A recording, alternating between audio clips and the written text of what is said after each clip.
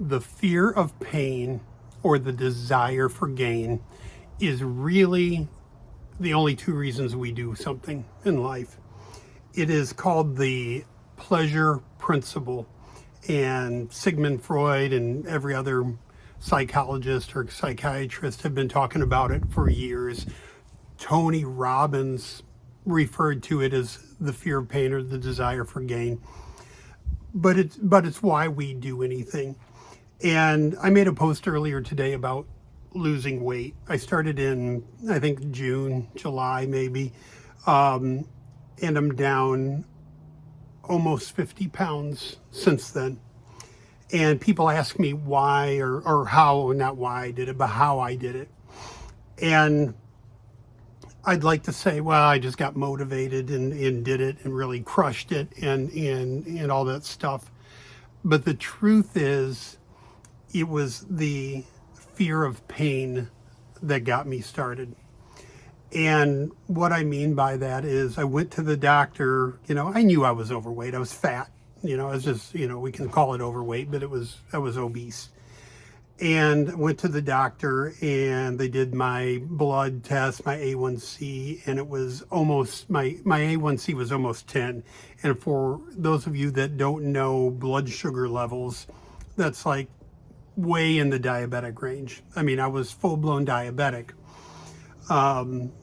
And that's bad because diabetes, eventually causes you to lose your eyesight, lose kidney function, lose limbs, all kinds of things. And my uncle died from diabetes, and it's not a joke in my family.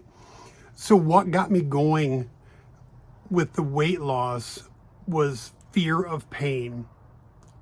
I don't want to suffer the consequences of being diabetic, and I don't want to die from being diabetic, not to mention all the other health problems that go along with being fat, like, having a heart attack, right, is way increased being overweight. I would do the most basic exercise, raking leaves or something, and I would be so out of breath that I thought I was going to die. So it was the fear of pain that motivated me to get started. Now I'm 50 pounds into it, and it's still fear of pain, but it's also switching to the desire for gain. I am seeing the benefits of it. I feel better. I don't snore. I don't get winded. I don't, you just feel better, right? So now it's turning into a desire for gain. I like when people comment on me losing weight. Hey, you look good. You're looking better. Because I know before I didn't look good. So it makes me feel good that people are recognizing the difference, right? So that's what motivates me, both. Another thing that motivates me, and it's a fear of pain issue, is I don't want to die and leave my wife stranded. She relies on me a lot for our life, for our livelihood. And if I croak, if I kick the bucket, she's living a shitty life because I left her that way, right? And I can't do that to her. So another reason I did it was for her, because I know that if I kept going on the way I was going on, that I would come to an early demise. And I don't want to do that. That, breaks my heart to even think about, leaving her and her having to scramble or to sacrifice just to get by to where she's going to live and how she's going to eat and all these things. I got a lot of work to do to provide for us in our retirement, and it's too easy or too early for me to skip out on her and to leave her like that. And I don't want to leave my kids and all that. So there's a big fear of pain with all of that, with dying and with diabetes and all that.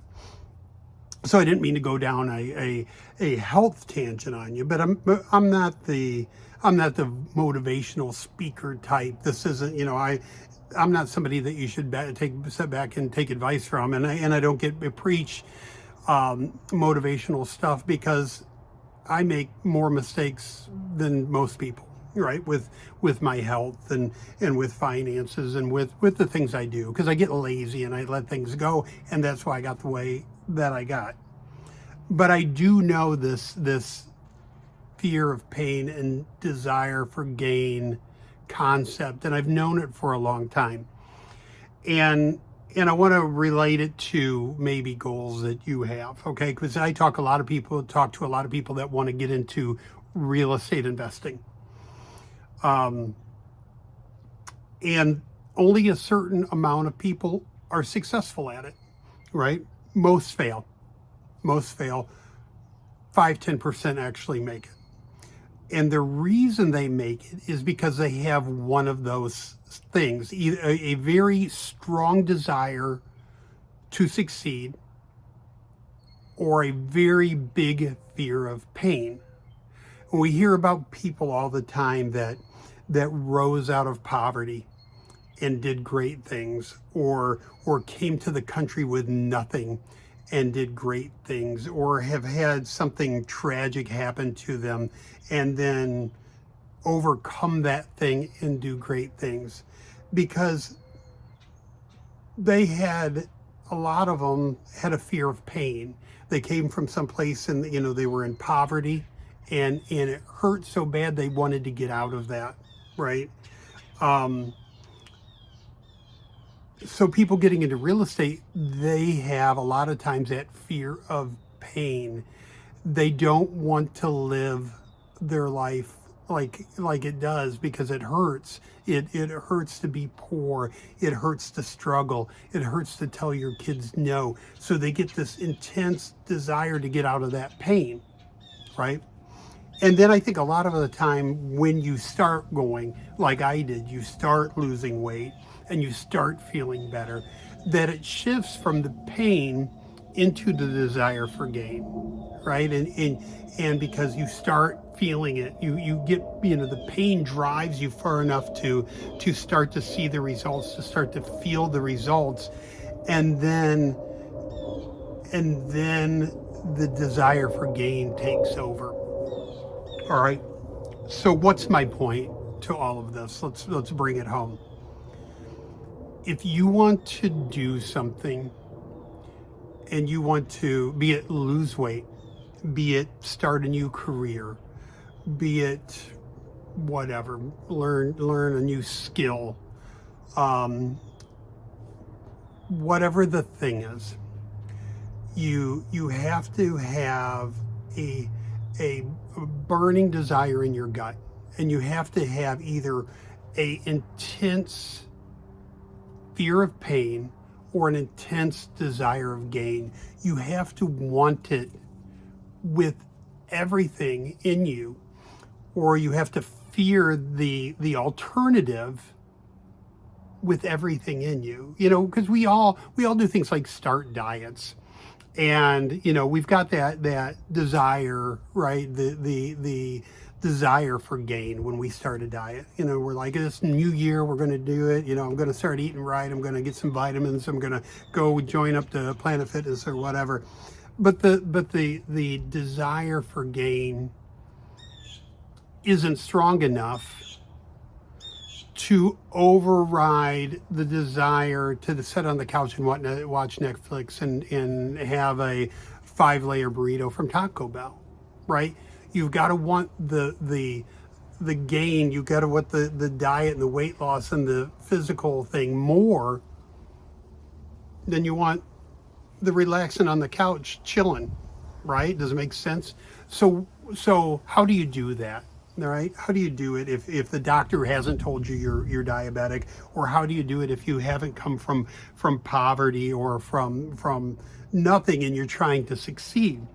I think the best way is to just do we'll call it a pro and con list, or a pain and desire list. Okay. And I think you need to put down the reasons why you want it. All right. If it's losing weight, go stand in the mirror, take off your shirt and look in the mirror and go, is this what I want? Right? Post a picture up of yourself so you see it every day on your desk or something like that. I took a picture last summer, at a like a mastermind or a networking thing, and when I got home and I looked at the picture, I'm like, I'm freaking fat as like, it was disgusting. You're freaking a fat butt. I don't want to say fat ass, but I don't know if I can do that on Facebook. But it was horrible. It was one of the things that motivated me, right? So if you want to lose weight, put down why, right? I don't want to die. I don't want to lose or leave my spouse to raise the kids or to live life alone. I don't want to look like this anymore. I don't want people to judge me. I don't want, like, list the reasons, and like, I don't care if you like the reasons that do it disgust you. The more they disgust you, the better, right? Because it's going to drive you to get started and to do it.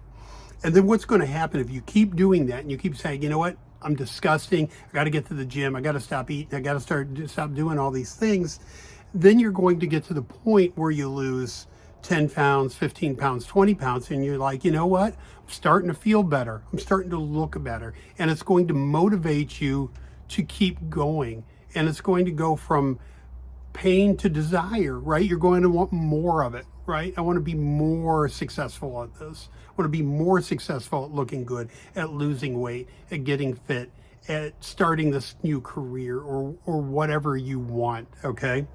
So that's my New Year's message to you. And again, I'm not a motivational speaker, so try to decipher all this nonsense that I just threw at you.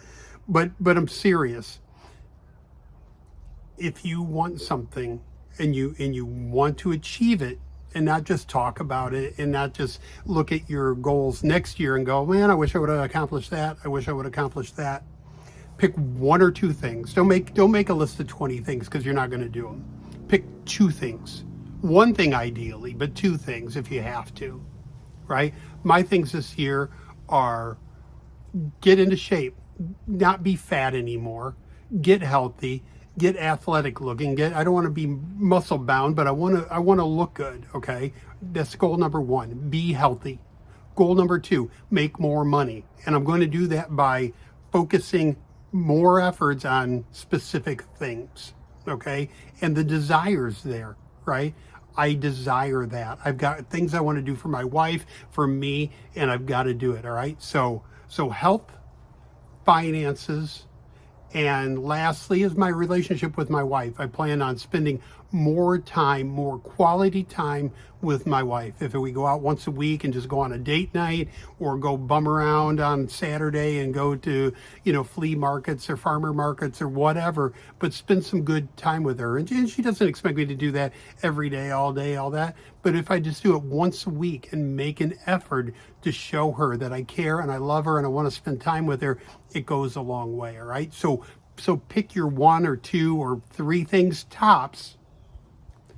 Come up with a list of why you need to do them and what's going to happen if you don't, and get started.